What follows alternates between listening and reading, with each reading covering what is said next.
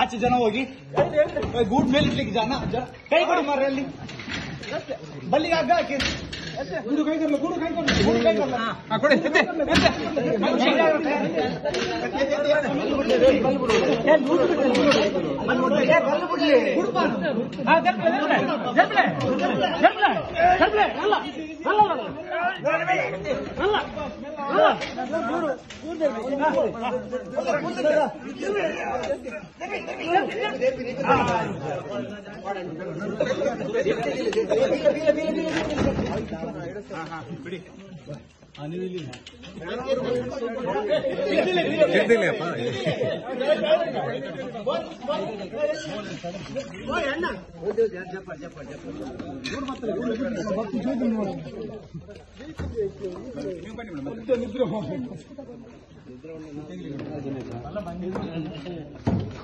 ಇದೊಂದು ತೆಗಿಬೇಕು ಬಾಕ್ಸ್